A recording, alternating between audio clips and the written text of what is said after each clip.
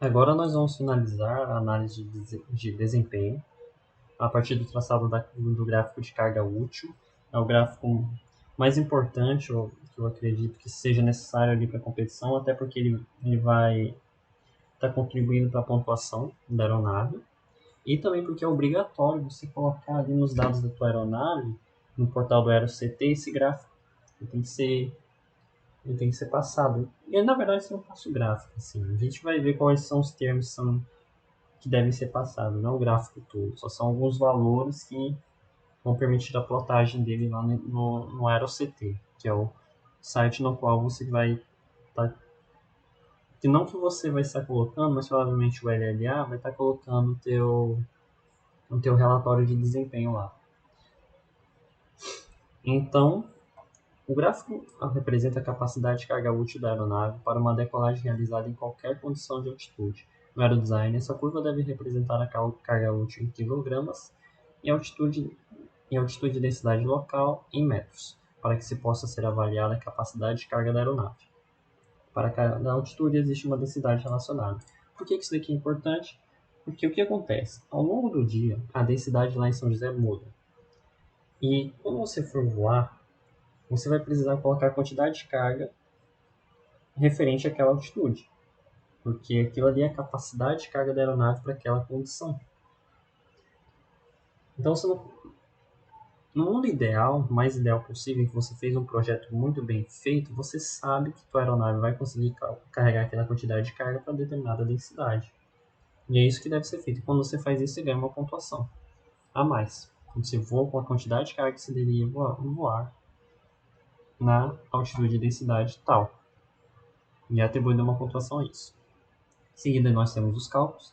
A gente vem entrando agora com um novo vetor, que é o vetor HCU, que vai corresponder a toda essa tabela aqui, tanto em altitude quanto densidade. Em seguida, a gente tem a massa vazia da aeronave, 5 kg. E depois o cálculo do peso vazio. E em seguida, o comprimento máximo de decolagem, que a gente está avaliando a capacidade de decolagem da aeronave. Vamos ver os cálculos. Essas três entradas aqui. Vou tirar esse P0. E a gente tem os cálculos de φ, CLL0 e CB para condição de decolagem, CL ideal aqui, depois o CB para essa condição, o φ para o efeito solo. Em seguida a gente vai percorrer o comprimento do vetor densidade para carga útil. Vamos estar percorrendo o comprimento dele.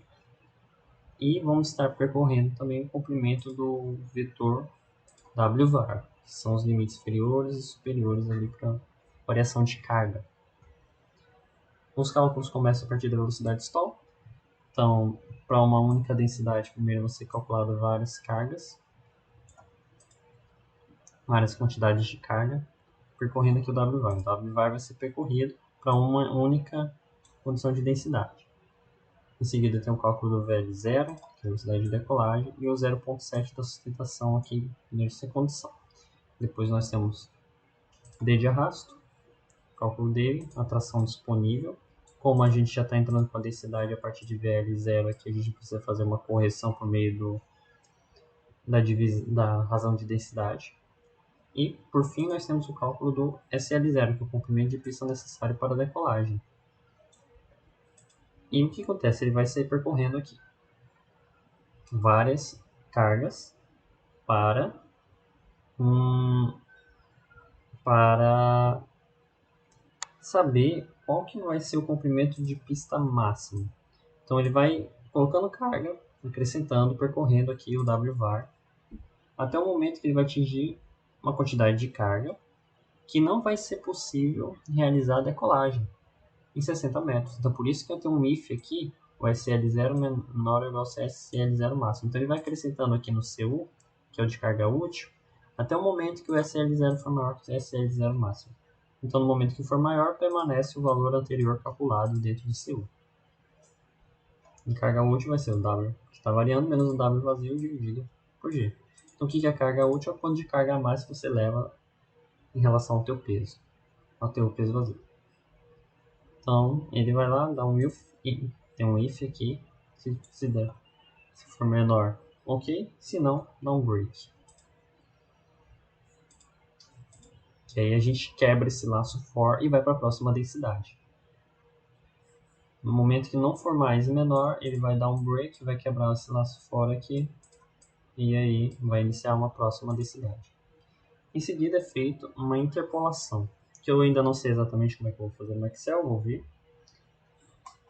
E eu primeiro calculo a transposta aqui, não é um cálculo de transposta, eu só reorganizo os dados para poder vê-los. Eu acho melhor eu apresentar isso,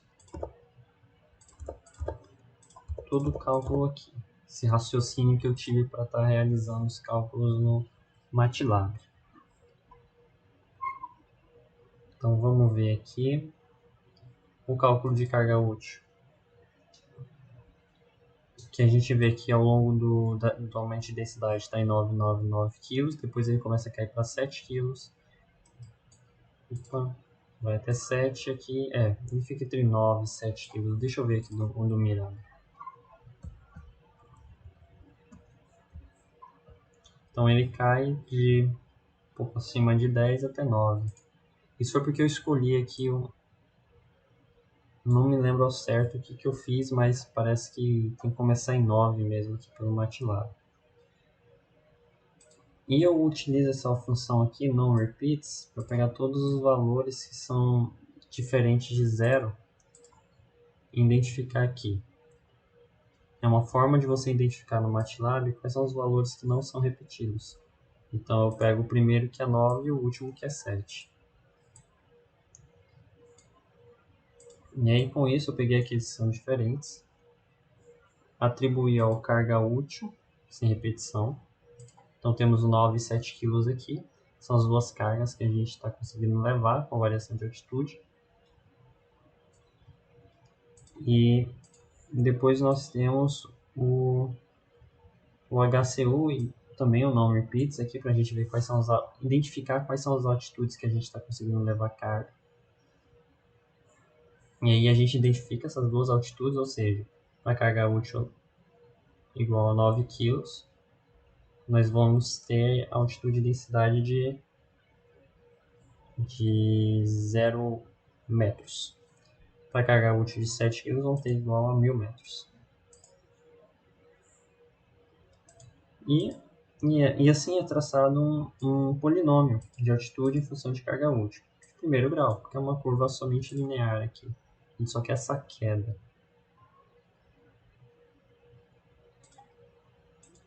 Então é traçada essa curva aqui. Não, é obtido os coeficientes. Vai ser obtido aqui dois valores. A constante e o valor angular. E o seu zero vai ser justamente o valor constante. E m vai ser o coeficiente angular aqui, essa curva. Então, se o carga útil, a curva da carga útil vai ser CO0. Opa, acho que eu errei aqui. Estou multiplicando que não deveria multiplicar. Então, CO vai ser a constante mais a altitude vezes o coeficiente angular. Acho que eu fiz o contrário aqui. CO0 ou eu troquei? Eu troquei. Estava achando que M era coeficiente angular, não. M é massa. Vou colocar aqui KG. Só para eu não me enganar novamente. M underline KG. Porque usualmente a gente utiliza M para coeficiente angular. Aqui. Então, o primeiro valor obtido aqui no Polyfit é o coeficiente angular. E o segundo valor é a massa. Aqui que é inicial. Então calculou-se aqui a curva. Então a gente vai ter o CO, carga útil da curva, variando com as densidades. E aí finalmente tem um plot nessa curva, os limites dela.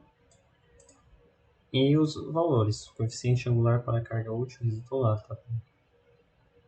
Tá até trocado aqui.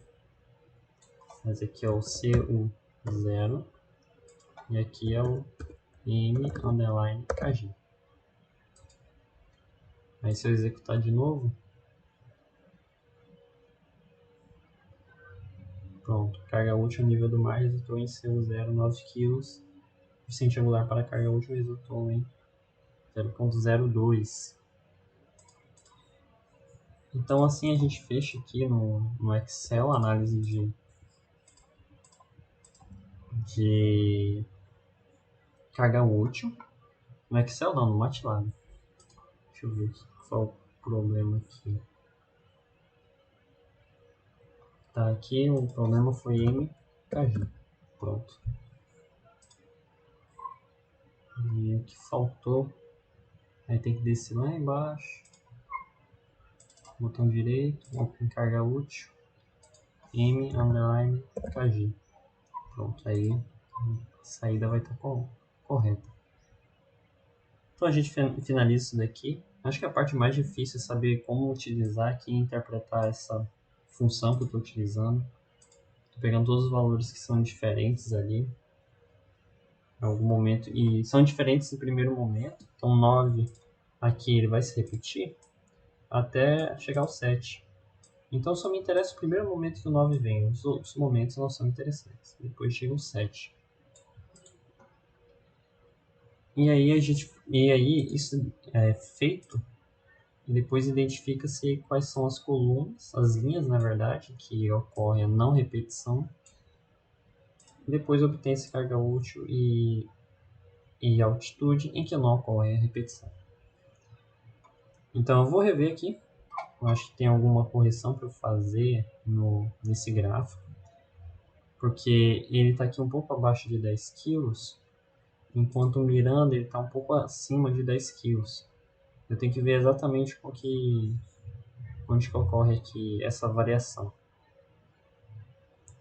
Beleza? Até a próxima aula.